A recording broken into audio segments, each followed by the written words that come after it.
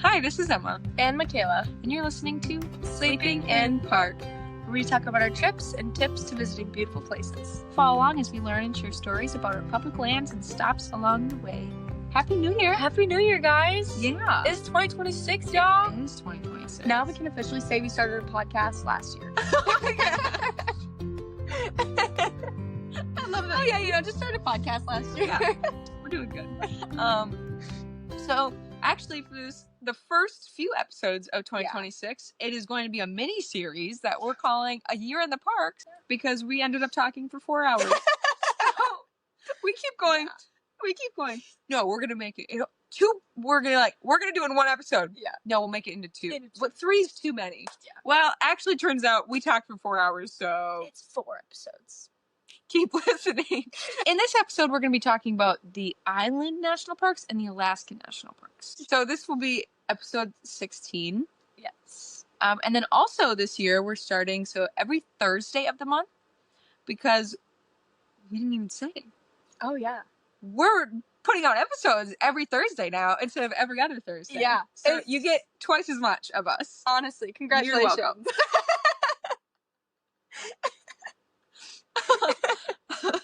So every Thursday you'll see us, and the last Thursday of every month will be kind of a rescue survival kind of story. Yeah, and we'll do it from a story from a park that we've already done.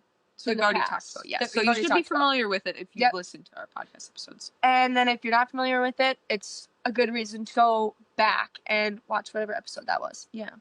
Yeah, if you guys didn't know, Michaela's EMT certified. So I am. She's always been interested in the rescue stories. I think that's all our changes. I think kind of a lot. Yeah, but it is. It's pretty cool. I like it. I like the changes. I think they're Me good. too. I think they're good too. Yeah. So enjoy. So we wanted to tell you all about the best time to visit each national park. Mm-hmm. Because I personally love looking into that whenever we do a park episode. And then also kind of when is the off season? When is a good time to go with less crowds if you wanted less crowds and you were okay giving up some other things in the park if things are closing? Yeah. And since we're probably not, going to visit all the parks for a lot of years, so we won't get to touch on a lot of them for a long time. So we thought, why not just touch base with every single national park in the United States? Yeah. So that is our New Year's episode because it kind of, people are planning trips around now and maybe you haven't heard of some of these, and they'll give you like a little brief, kind of what the park is. Yep. Just like a sentence or two, because we've got to get through 63. Yeah. Yeah. So yeah, that's what today's episode will be about. Mm-hmm. Episode 16. And then there also are quite a few changes getting into national parks, so coming into 2026. So we will touch base on that as well in this episode. But to start, they do have fee-free days. It's for U.S. citizens and residents only. Non-residents will have to pay the regular entrance fee and any other applicable non-resident fees. First one of 2026 is February 16th, which is President's Day and also Washington's birthday. I actually did not know that. I didn't know. Okay, because I felt so dumb not knowing that. I was just going to say, I feel so stupid that I knew it was President's Day, but not Washington's I'm sure I knew that back in first grade when we did whatever for President's Day, but it was did not know that. Was not a piece of information that stuck in my brain. Unaware of that. The next one is May 25th, which is Memorial Day, and then June 14th, which is Flag Day, and also President Trump's birthday. And then all of 4th of July weekend is free, so the 3rd, 4th, and 5th. And then August 25th for the 110th birthday of the National Park Service. Which is pretty exciting. That is very exciting. Also, is next year the 76? Oh. Isn't it 250th? 250, That's 250th, that's what it is. It's Oh. America's 250th birthday. For 4th of July. For 4th of July, yeah. That would be cool. Oh. We should try and... we could do our Michigan trip. Our Michigan trip. Ooh, there we go. And actually, we'd be up in northern Wisconsin anyway to visit family at the cabin, so we could just head out from there to Apostle Island over there. There we go. That's the national seashore or national lake shore. Sorry, it's basically a sea though. We already discussed this. Yeah, Great Lakes are basically the ocean. Let's be honest, Michaela. They're basically the ocean. They're just freshwater ocean, okay? Do we need to go over the differences between an ocean and a lake? Okay, look at normal lakes. Mm-hmm.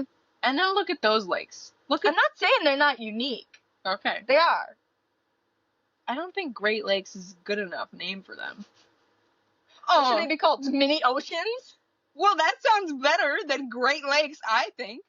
The northern mini oceans. I love that. Why are they not named the mini oceans? We can call them that. The mini oceans. The mini freshwater Water oceans. Yeah. Thank you. Okay. Well, but what's visit- the difference between an ocean and a sea? Well, because there are smaller seas than oceans. Yeah, I was So, saying, like, I there's, think like, seas the are red- smaller. So the Mini freshwater freshwater seas. So we're changing the name of the Great Lakes. They're no longer called the Great Lakes. All their names can stay the same, like Superior, Yeah. and, Erie and But stuff. they're not the Great Lakes anymore. And then September 17th, because it's Constitution Day, and the last one in 2026 is October 27th for Theodore Roosevelt's birthday, which I didn't know they did that, and I love it so much. Wait, they do Memorial Day, but they don't do Labor Day? Apparently. For real? Apparently. And November 11th. I lied. They also do November 11th for Veterans Day. That's very odd to me. That they don't do Labor Day? Yeah. I don't know. And there are free pass opportunities. So there's a military annual pass for current U.S. military and dependents, as well as a military lifetime pass for Gold Star family members and veterans, and an access pass, which is U.S. citizens and permanent residents with a permanent disability pass, and the 4th grade pass for U.S. 4th graders, as well as a volunteer pass for federal recreation site volunteers with 250 service hours. And then some changes to entrance fees and passes. So the America the Beautiful Pass will cover the entrance fees for up to 2 motorcycles, which I think is pretty cool. And then a new America, because they take up less space, I like think. a parking spot, like Yeah. 2 could fit in a parking spot. I think so. And then a new America the Beautiful Pass for non-residents of the U.S. will be available for $250, and all other America the Beautiful passes will only be available to U.S. citizens and permanent residents. Entrance fee-free days will only apply to U.S. citizens and permanent residents, and again, the non-residents will be required to pay entrance fees and other applicable non-resident fees. And then the following parks will have a surcharge of $100 for each non-resident of the U.S. entering the park. So that's going to be Acadia, Bryce Canyon, Everglades, Glacier, Grand Canyon, Grand Teton, Rocky Mountain, Sequoia, Kings Canyon, Yellowstone, Yosemite, and Zion. So I read somewhere the insane amount of money this will actually bring in because of how many out of the country how tourists many non-American tourists we have yeah. that visit our national parks. Yeah. And I was like, was it millions, or it was like 90? It was an insane amount of money because of how many tourists these places see, which is because they're rightfully so beautiful. Oh yeah. But I was like, wow, this is actually a really good way to make money. And while it is more expensive, I mean, a day pass was $35 anyway to get into a park. And I mean, and if you're gonna go to more than one park or whatever, you could get the $250 pass. It's worth it. Yeah.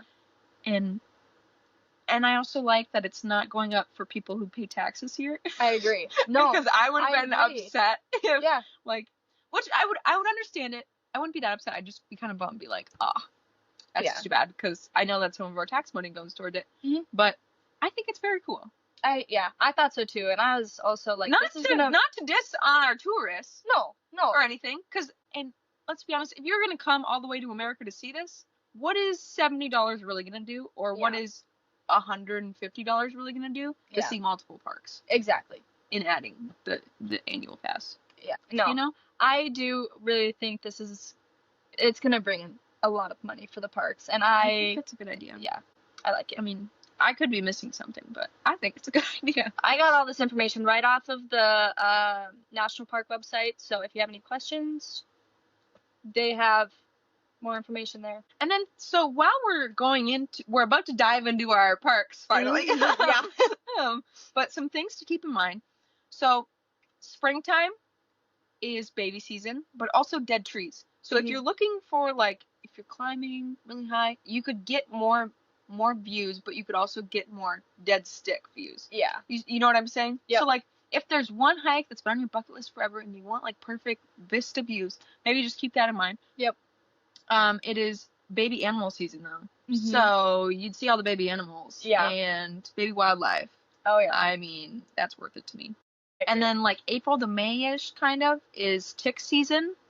So keep that in mind in some parks as well, and depending on where you're hiking. I've heard some pretty bad stories about, like, getting absolutely covered in ticks on a hike, which I would not be down for, personally. No, like, I couldn't deal. I think, especially because it's in those earlier months where weather is still usually can be a little bit chillier depending on where you're at. Yes. Wearing pants and just layers. Ticks go up the pants. Well, we know this. know. We do know this. Ticks go everywhere. But ticks just go be sure everywhere. to check. Check when you get back or when you're done with your hike. Yeah. Just check yourself. And then also in the spring, weather is usually unpredictable in higher elevations, as well as there's usually still snowpack on all of the trails in high elevation. And then moving into summer, it's usually the busiest time, but usually the most accessible for everything in the park. Everything is usually open in the summer in most parks, unless we're going to desert parks, and that's their off season. But, and then in the fall, there is bison roundups in late September and beginning of October, kind of. And September is also an excellent month to visit most parks because there aren't as many crowds because kids are usually in school, and so people are taking less PTO. And you have good hiking weather, and you have beautiful fall foliage, and some wildlife is coming out more, and, like, the ruts and stuff. And weather can be a little bit more unpredictable in the higher elevations just because it's fall and, you know, their summer is short. I mean, that's pretty much a brief overview of kind of most of the parks, because I feel like a lot of them apply to that. But we'll get into it now. What's our first park, buddy? Our first park is the Virgin Islands National Park. It was founded in 1956, and their peak season is actually over the winter, so it's December through March, because it's not hurricane season, mainly. It's a good time to go. It's not hurricanes. And it's also part of their dry season, so there's not as much rain. Weather is so much more predictable and a lot better. However, this is typically, it's their peak season, so there's a lot of people there, and prices for flights, hotels will typically go up. And then April through June is their shoulder season, so it's still pretty decent weather, but it's also, like, the start of their rainy season, so it can be more humid and you can get rain. I just keep an eye on the weather, talk to rangers. And then this is also, not their peak season, so prices tend to start going down. And then their off season is July through November. August through September is peak hurricane season, so I would not recommend going to the Virgin Islands in there. A lot of the hotels close around this time because of the hurricanes. Over the 4th of July, so 4th of July weekend, and I think it starts like a week before it, is a very popular time for people to go there because of the St. John celebration. It ends on the 4th of July, but it starts in late June. And then personally, I would visit in April. It's the beginning of their off season, so weather's still good enough for hiking and snorkeling. Would you snorkel? I would. I want to go snorkeling so bad. I think it'd be so scuba dive? I don't know if I'd scuba dive. Okay, I would snorkel but not scuba dive because I'm so scared of the bends. Yes! I'm also scared of that, and just the ocean in general is terrifying. It's terrifying, and I like that snorkeling, you're in shallow water. You're on the top, You're usually on the top. Yeah, I don't think I could go snorkeling. Or go scuba diving. I would just be scared that I would do something wrong. I would actually pee my pants and, like, attract sharks or something. Yeah. I don't. But also, it's like, depending on when you go, I should have looked into this more, because I know that there's, like, a good and a bad time to go snorkeling. Usually the better times is in the morning because the water is calmer and so you can see better. But there's also different times of the year where it's better, and I read into that with Channel Islands, actually. It was with a lot of these, like, island parks. For Channel Islands, I think it was the fall was calmer. Spring was choppy. I think, like, late summer falls. I don't remember. I think. I could be wrong. I might have written it in there. I don't know. We'll see. Yeah, I guess so. But, yeah. And then, personally, a do not miss for me would be driving the North Shore Road like early sunrise, and then going snorkeling because they say to go snorkeling at sunrise. Really? Yeah. Oh, that So would I actually would, like, be really cool. drive that road, like right as the sun's starting to come up, so you can see, and then snorkeling at sunrise. And then I would honestly I would want to spend one day just hanging out on a beach, rent a cabana, and sip a couple strawberry daiquiris. There you go. That just sounds amazing. That sounds pretty cool. Mm-hmm. Yeah, sounds like a good day to me. It does. Right? You just have to go to the Virgin Islands. I know. Go everywhere. We really do. The next island park is American Samoa, which was founded in 1988, but it officially opened in 1993 with a 50-year lease agreement with the American Samoa government, which I thought that was pretty interesting. So I don't know what happens, like, once this 50-year agreement is up. Yeah, will it be renewed? I don't know if they'll renew would it, or would if it not be a national park I anymore? don't know. That's what I'm wondering. I don't know how that works. Interesting. Well, and also I'm wondering about the time, like, between when it was founded and when it was officially opened. Like, what was happening in that? Like, what is that? 5 years? Yeah. I don't know. Did they have to set up? I don't think there's a lot of, like, There's not like a ton of like infrastructure inside the park. Yeah, no. So I don't know. Interesting. Peak season there is June through September. Oh, also American Samoa is, like, way off the coast. It's, like, way down yonder. You can't actually get there from a direct flight Yeah. in the U.S. You have to fly to Hawaii and then fly to American Samoa. Yeah. So, and I think it's one of the least visited. I think it's the second least visited. I think, I think the first is Gates of the Arctic. So, yes, their peak season is June through September. It's got the most reliable weather for outdoor activities like hiking and snorkeling, and then just sightseeing. It's tourist season, so prices go up.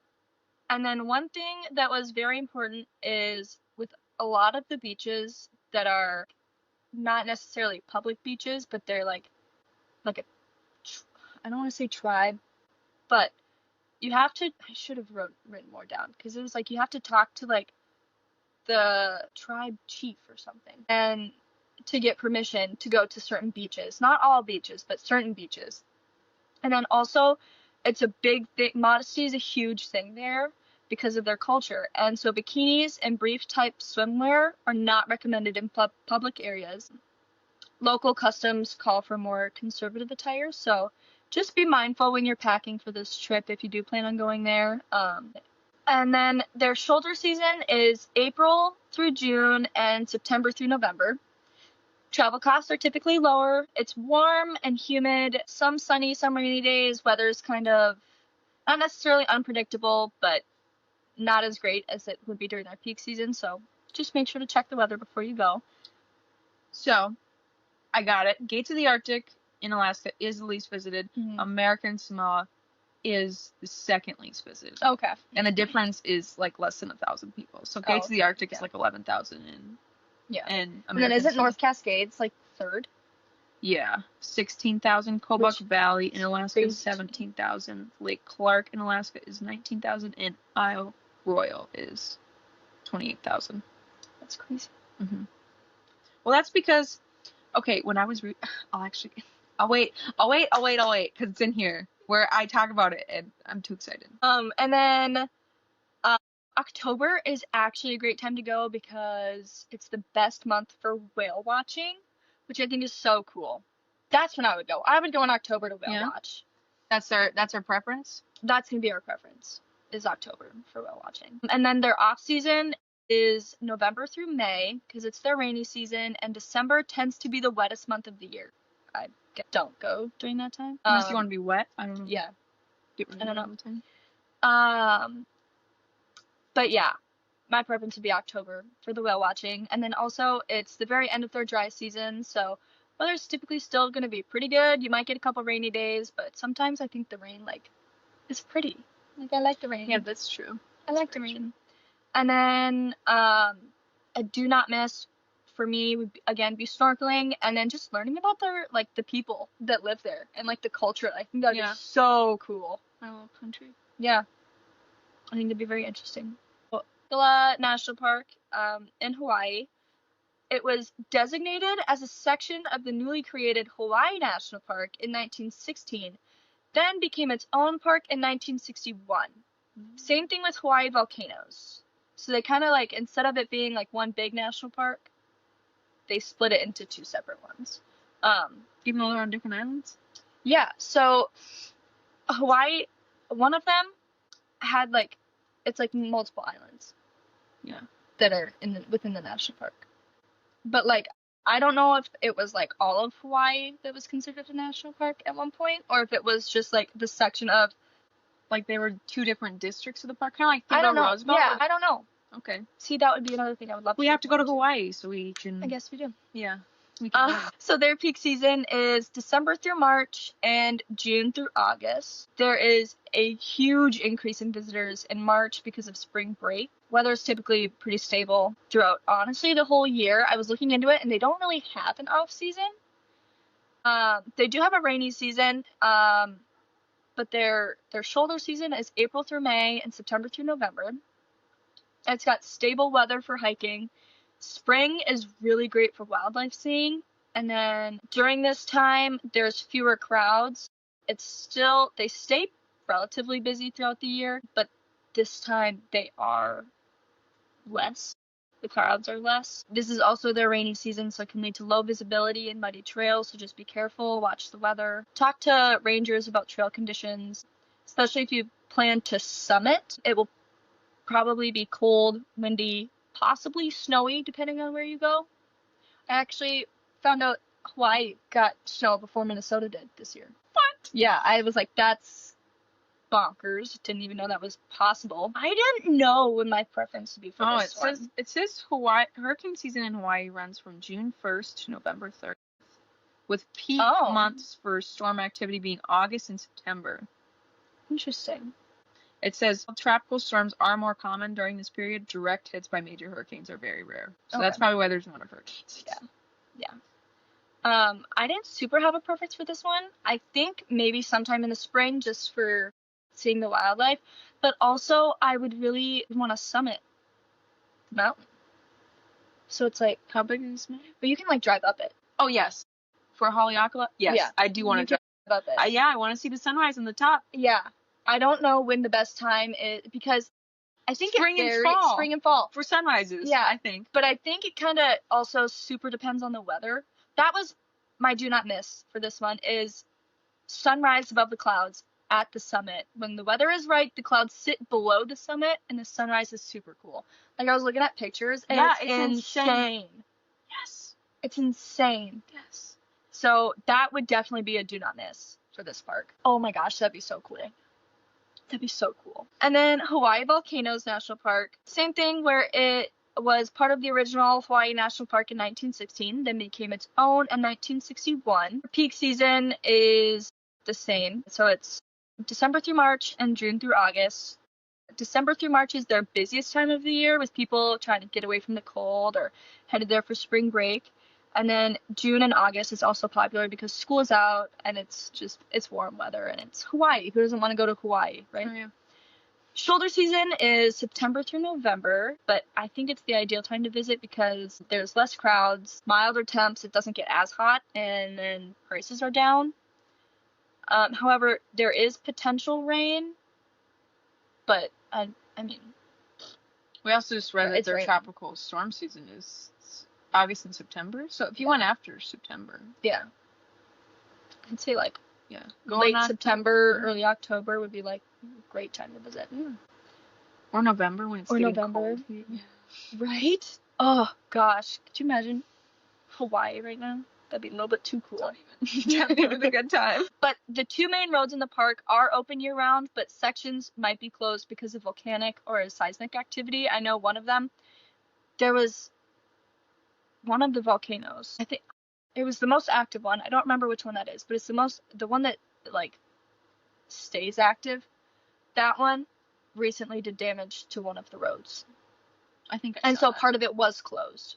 But okay, so those are our island parks. Now we'll get into the Alaska parks. So we're going to start in Glacier Bay. Mm-hmm. So it was made a national monument in 1925 and then into a national park in 1980. It is a large marine bay that also includes mountains, glaciers, and temperate rainforests. It protects 3.3 million acres of land, ocean, and ice, with 600,000 acres of it being marine waters, which I thought was really cool. I didn't know it was that much. That's Yeah, crazy. well, I did know it was like mostly a water park unless you're backpacking. Yeah. But we'll get into that. Yeah. So the park has no roads. It is primarily accessed by sea by most of the visitors. Actually, I read that a lot of. Oh, this is where I get into the visitorship. Okay, stop getting ahead of myself. I'm sorry. So the peak season is July and August. These months provide great weather and excellent wildlife viewing opportunities. July is said to average the best weather and be the busiest, with August being one of the wetter months, but it's still an excellent time to see wildlife. And then the shoulder seasons would be late May to June and September.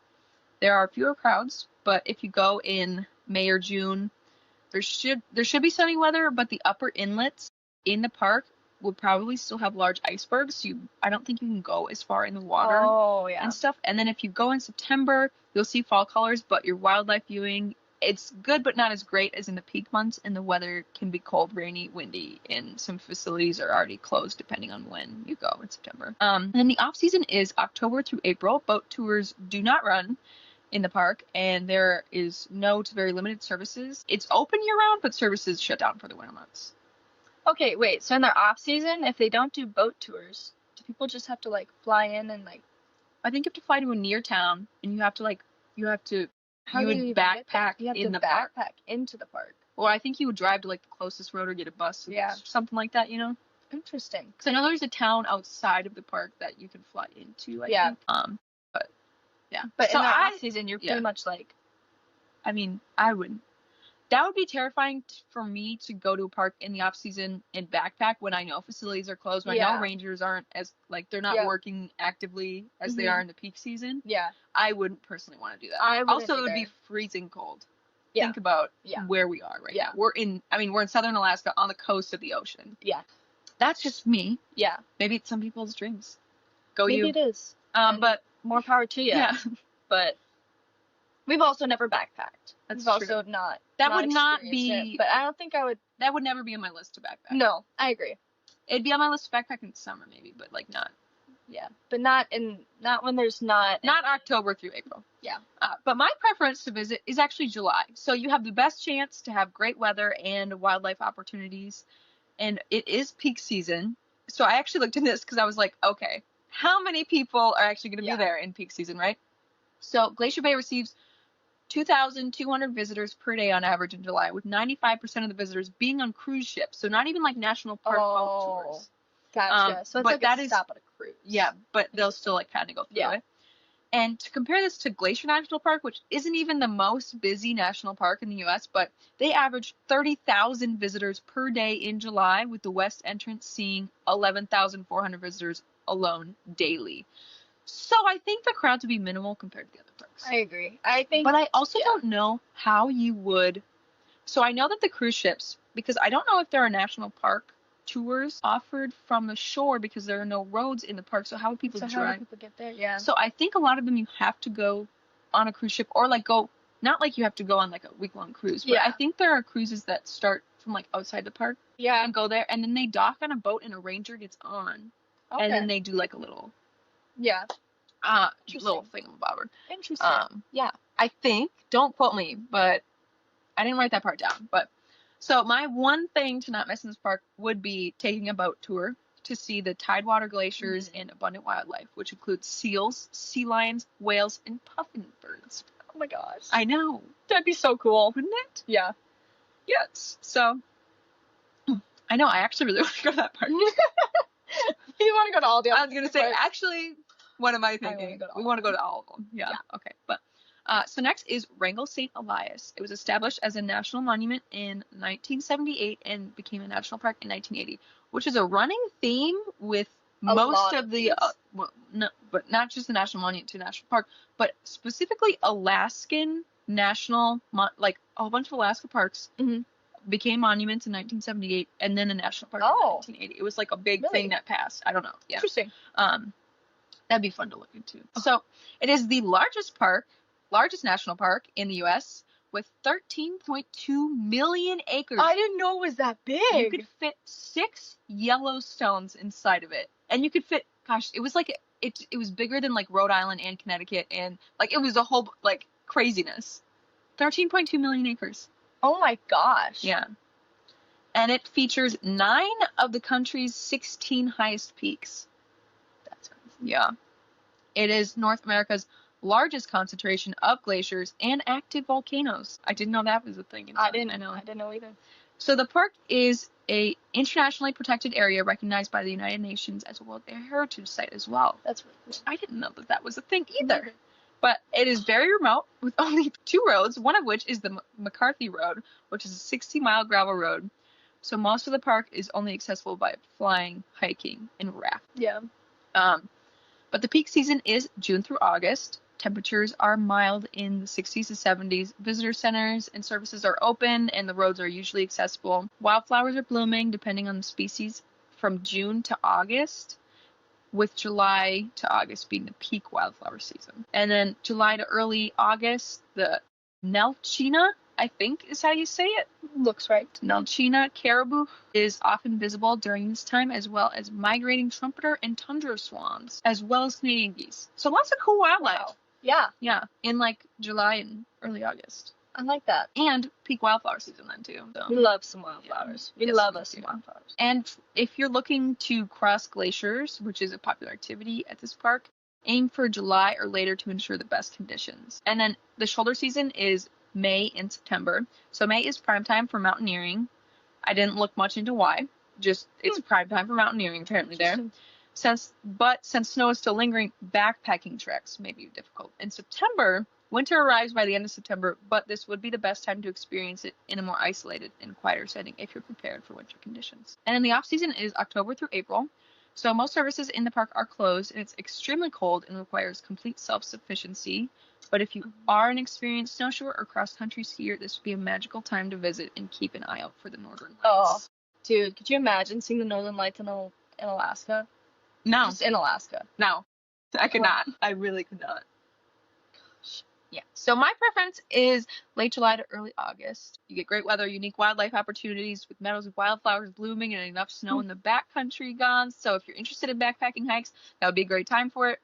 And it's also a great time to visit a lot of other Alaskan parks, as we'll get into it, and group some together. Yeah. So one thing to not miss, I think, is to hike the Root Glacier Trail. It is a moderate 1.5 mile hike one way from the historic town of Kennecott, which is a really cool place. So to the Root Glacier, it offers views of glaciers, mountains, and remnants of mining history. Yeah, but you'd actually get to go to, like, you're on the, like, It's a mile and a half to the glacier. So it's a 3-mile round trip, but, like, that ain't nothing. Right? We got it. Yeah. And then another really popular thing to do in this park, which I think would be really cool, is actually a flight scene tour for those. So I actually looked into it just because I wanted to know. I was like, how much is it? So it's like between 30 to 80 minutes, and it's $320 to $500 per person, depending. If you're going to, I think if you're going, you might as well do it right. That's what I'm saying. But if you're like a family of like 8, that'd be hard. But also, if you're like a couple or like even two couples going up there, and it's Wrangell St. Elias. If you're going to Wrangell St. Elias, how many more times are you going to come back? Exactly. And since you can't see most of the park by foot, or like, you know what I mean? Like, you can't see it all by hiking unless you're there for years. So might as well fly. Well, and also I think you would just get a super unique view of the park. Like, how many parks do you just get to like fly over? And then we have Denali, which was established as Mount McKinley National Park in 1917, and then renamed Denali National Park and Preserve, and expanded in 1980. Okay. Mm-hmm. So Denali is the tallest mountain in North America at 20,310 feet, or 6,194 meters. Denali National Park is 3.7 million acres, with very little human development, with only one road, the 92-mile Denali Park Road. Oh! Yeah. So I want to go to Denali so bad. Yeah. Well, next year would not be the time to go. So the road is closed at mile 43 because of a major landslide. and is expected to remain closed until at least 2026. It occurred in August of 2021 when the movement was too fast for maintenance. So it had always been slowly going, and they were like trucking in materials to fill this, and then it was like a sudden landslide happened where they can't.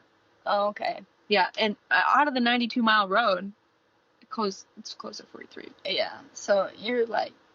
So if it was me, and we're only going to Denali once, probably, maybe twice, lucky. If we're lucky and rich and...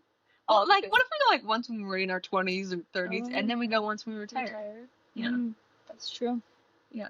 But anyway, I would wait until the road is reopened. Yeah, I agree. But that's just to see all of it. Yeah, but Denali is the only national park with a working dog sled kennel, which I think is the coolest thing. So I didn't look into, like, if you can actually take dog sled rides there, but the fact that they just have a dog sled kennel is the coolest thing. Why would they have a dog sled kennel if you can't go on dog sled rides? It might just be for their purposes as the park. I don't know. I didn't look into that. But this park features mountains, glaciers, braided rivers, tundra and forests. Yeah. Tundra and forests, which are home to grizzlies, moose, caribou, Dall sheep, and wolves. And the peak season is June through August. With the most predictable weather, more daylight, and a lush green landscape, it's the busiest time of the year with the highest prices and crowds. And the mountain is often obscured by clouds and haze. So during their peak season is when you can't really see the whole mountain? Well, because think about when you're going to visit Alaska. I guess. And it's Alaska. You're right. So the park road is only open for the first, I believe it's 15 miles for your private vehicles. And so after that, the park bus or shuttle will have to take you to the remainder of the way down the road from late May to early September it runs. And then the shoulder season is mid-May to early June and in September to mid-September. So it's cooler weather with fewer crowds, and in spring, animals are easier to spot on snow-covered landscapes, with bears being very active after their... I wrote hibernation/topher because I'm so confused. We've been told that bears don't hibernate. They go into a stage called topher because because they wake up and it's more like a deep sleep than a hibernation is what we were told. Yeah. But then everyone else calls it hibernation. I know. So I'm very confused. But the weather is unpredictable, or more unpredictable in the spring than the summer, and the park roads may still have snow. And then in the fall, the road is open to private vehicles as far as mile 30, but may close sooner due to weather. And there are fall colors out, but there are fewer mosquitoes, too, because I've heard some bad things about Alaskan mosquitoes. Mosquitoes, yeah. But there is a good chance of seeing moose and such animals in the ride. I know I've seen moose before, but I feel like seeing a moose in Alaska is just so much different than seeing a moose anywhere else. I agree with you. I completely 100% agree. And then their off-season is October through April. It's cold and harsh with heavy snow cover, with many of the roads being impassable and only the first few miles of the road being open. And fun fact, December through February has the highest chance of clear skies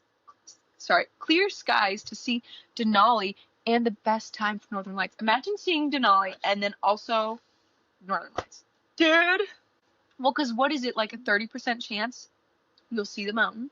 It's something crazy that where I think it's less than half. Just because it's so tall that usually the peak is covered. Yeah. But my preference would be July or September. So July for the classic warm weather and longer days with luscious meadows, but also the beginning of September for the fall colors, fewer crowds, and the chance to see the Northern Lights because they can come out. You can still see them in September, especially sometimes. Being that far north. Go while the bus is still running in September, but... So my one thing to not miss would be driving or riding along the 92-mile scenic Denali Park Road. To travel over the 4 mountain passes that it goes over and spectacular views of the landscapes and wildlife the rest of the way. And so I've heard a lot of good stories of, like, you're on this bus and you just stop for wildlife. There's just bears and moose. So cool. Yeah. Oh my goodness. Yeah. Like, what? And then Kenai Fjords, which is another park in Alaska, and it was established as a national monument in 1978 and a national park in 1980. That does seem to be a running theme. That's what I'm saying, man. But fjords are deeply carved where the tidewater glaciers meet the sea, and it's a coastal park with a rugged coastline and these giant, beautiful fjords. If you don't know what they are, they're like these giant rock pinnacle kind of things that are, like, you know what I mean? Yeah. I feel like you guys have seen them. If not, look them up because it's gorgeous there. Yeah. Yeah. So pretty. And the Harding ice field there has approximately 40 glaciers with ice covering over 50% of the park that the land is actually protected. I love that. Yeah. And then Exit Glacier is the only part of the park that is reached by road. Yeah, which I'll go into a little bit more later. But the peak season is June through August, where weather is most favorable in Alaska, as we've learned. And all services are available. June and July are peak whale watching seasons. So great time to go. Visitor centers are open from Memorial Day to Labor Day. And shoulder season is May and September, with limited services and visitor centers closed because we know when Memorial Day and Labor Day is. And coastal backcountry closed due to rough seas. And the off season is September through March. Access to the park is limited, with many services unavailable, just like the shoulder season. It is an opportunity to see the northern lights on clear nights, and a great time for winter sports or activities, but the road is closed from October to May to cars, but can be used by snowmobile, snow coach, and skis. It'd be cool to snowmobile out there. Yes, it would. But the coastal backcountry is still closed due to rough seas. Yeah. And then my preference would be July. Everything is open. Great whale watching. Get to see the park from the land and the sea. And so my do not miss would be, I did too. Take an all-day boat tour to view tidewater glaciers, fjords, and wildlife viewing with common sightings of whales, sea otters, seals, sea lions, and Dall's porpoises, and various birds. And then my second thing would be the Exit Glacier. So there are actually multiple hikes over there. Mm-hmm. So there's a visitor center over there with paved, accessible trails that are short, as well as a strenuous Harding ice field trail that takes you up higher. But there's something for everyone over there. Yeah. And I'd do them both if I was going. I was gonna say I'd do it. The land and the sea. Isn't that cool? Yeah. I love that. And then we have Lake Clark National Monument in, guess what? 1978, in a national park in 1980. Who could have guessed? But the national park is 2.6 million acres, but the preserve included with it is over 4 million acres, because Lake Clark National Park and preserve, like some of these, I feel like a lot of the Alaskan national parks are national park and preserves. I don't know why. Yeah. But they encompass a lot of acreage.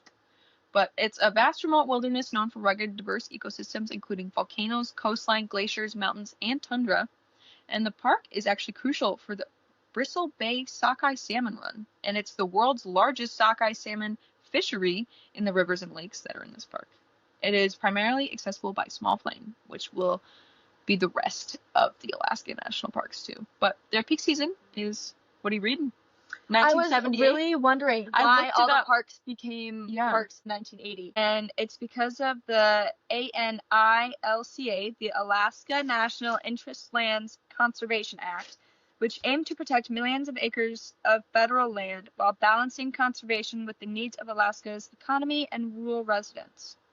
The act created 13 new national parks and established other protected areas to preserve nationally significant natural resources and preserve the subsistence lifestyles of Alaska natives. And I would guess when it says 13 national parks, that means 13 national park sites. So, yeah. Interesting. Yeah. I was very curious, and it was bugging me, so I needed to look at it. And then peak season is June through August. The warmest weather with a peak salmon run with great bear sighting opportunities, especially in July and August. And full services are available. And then shoulder season is May and September, with cooler weather, and bears are still active, especially in September, it said, as they prepare for winter. And then you have the fall foliage in September and also reduced facilities. There are few facilities there to begin with. But the off season is October through April, and it's limited to winter-specific activities. There we go. That was the word. And it's cold, frigid temperatures with short days, less wildlife viewing, limited services available, visitor centers closed, such and such. And my preference would be July or September. So July is one of the best months to visit for weather, wildflowers, and wildlife, but September offers great wildlife viewing with no mosquitoes and fall callers. See, yeah, one of those two. And then our 10th park on the list, which is another Alaskan park, Katmai. So it was established as a national monument in 1918 and was redesignated as a national park in 1980. But it was actually created to protect the volcanic landscape around the 1912, I might say this wrong, Novarupta eruption. But it is famous for the large brown bear population and the thriving salmon runs. you've probably seen videos and pictures of Brooks Falls. And the peak season is July through August, with July being the peak month for seeing the most amount of bears at Brooks Falls as they catch the sockeye salmon from the river. And August is a great time all around to go, with continued bear viewing opportunities and a little bit less crowds than July and fewer time limits on the viewing platform, but will probably still be some. And it can be more bug free than June and July. August will be. And then the shoulder season will be June and September. June is a good time to see bears as they emerge, including spring cubs. And since the salmon run hasn't begun yet, there is fewer bear activity, but there are still bears. And September is a great time for photographers because of the light in the fall, as well as those seeking a less crowded experience. While the sockeye salmon run is over, bears are still feeding on the silver salmon run, which happens in September still.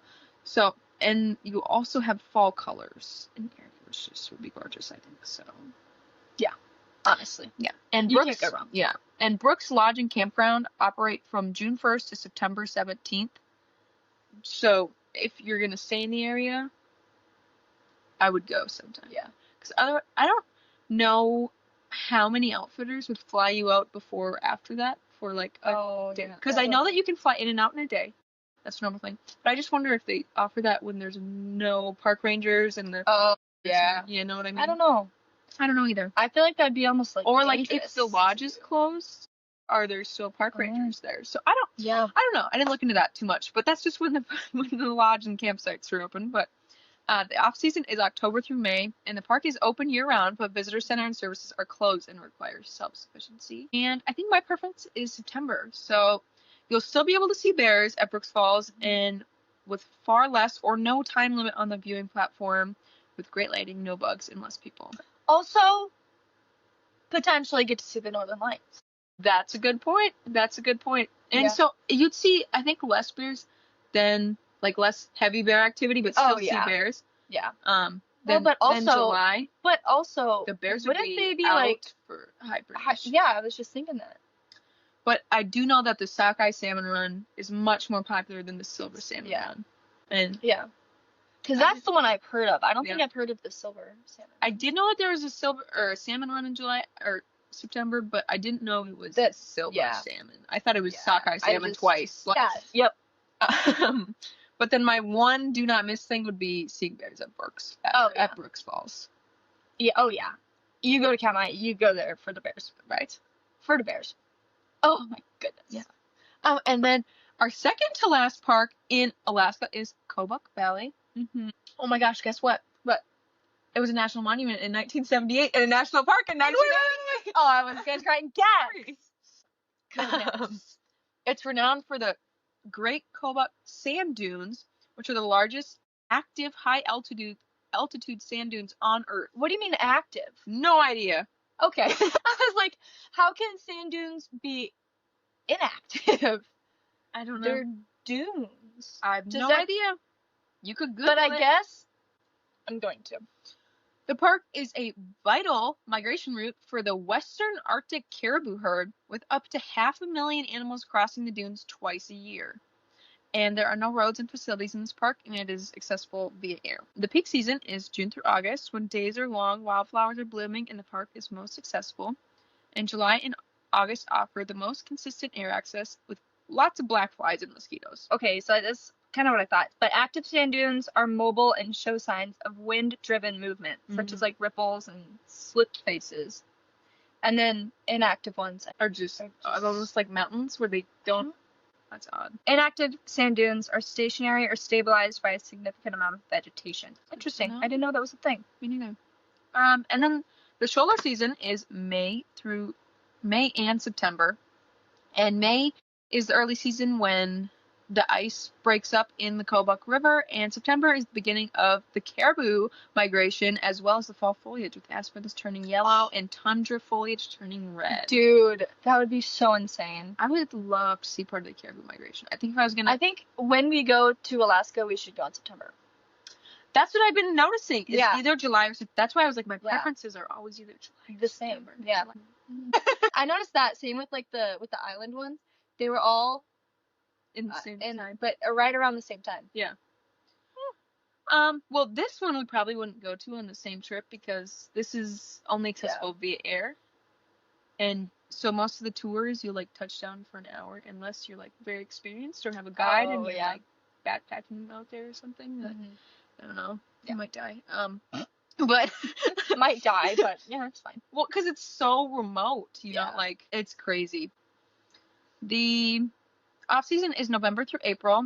It's a challenging time to visit due to extreme cold and short daylight, as well as the only way into the park is helicopter or float plane at this time. The float plane can only go when the ice is safe to land on.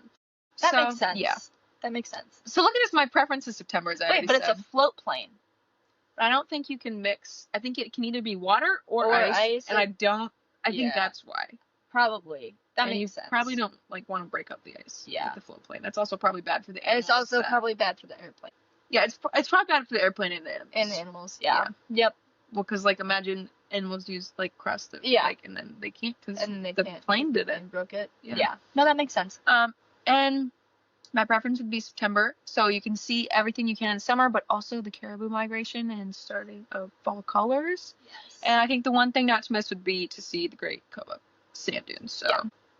I didn't even know there was sand dunes in Alaska. Yeah, I did know this one. I didn't. But you've also done so much more research on the Alaskan. Yeah. I was gonna say, probably. And just, I like to look into the national park. That's why it's such a great hobby. I know. It is. It's so great. I love it. Yes. And the last Alaskan park is Gates of the Arctic. It was made a national monument in 1978. And a national park in 1980. There you go. And it is the second largest park of America's national parks, at 7.5 million acres. There are no roads or That's a large gap between the largest and the second largest. Yeah, it's half. Like 13.2. 13.2 and then 7.5. That's a large gap. It is. And it is the least visited national park due to its remoteness. But it has rugged peaks, glaciated valleys, wild rivers, wildlife, and the caribou migration.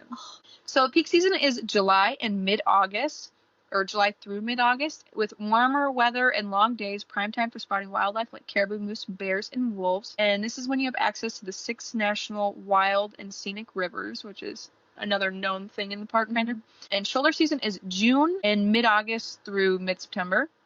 June, you can see caribou, but expect bad bugs. And in mid-August to mid-September, there's fall foliage, cooler weather. It is wetter, and you have shorter days, though. And then the off-season, November through April, challenging time to try and visit due to extreme cold and short daylight. And it's just a hard time to visit the parks. Well, my preference to visit would be July, probably, because warmer, longer days with great conditions for floating, hiking, and wildlife viewing. And my do not miss would be any experience in this park because it only sees 11 to 12,000 visitors per year. And I think a great option would be to see the caribou float on, go rafting down one of the wild rivers, and just see the rugged landscape. Honestly, just going there is like a must. Like, could you imagine just going to Alaska? Just going to Alaska. We just have to. Yeah, we just have to. So we thought we were so silly that we could talk about 63 national parks in one episode, and we thought, we could do it in 60 seconds per park, apparently. We're nuts. Yeah, so I don't know who thought that was the thing, but we join us next Thursday, for part 2. And this is our first episode of 2026, so we will have episodes coming out every Thursday. Woo! I'm so excited. So am I. Yeah. So come back next Thursday and catch the rest of the national parks. Yeah, for best times to visit the national parks. Okay. So if you get a chance, please leave a review on any of our platforms. We're on Spotify, Apple, Amazon, YouTube. If you could leave us a review, we'd greatly appreciate it. We would. Also, we have an Instagram account. Check that out. Our handle is Sleeping in Park. Yeah. So feel free to DM us on there. Yeah, or if you have any questions, or episode suggestions, or anything like that, please email us at sleepinginpark25, numbers 25, @gmail.com. Yes. Or DM us on Instagram. Either works too. Either one. That'd be pretty cool. Yeah. So thank you for listening. Yeah, please like, share, and subscribe to Sleeping in Park.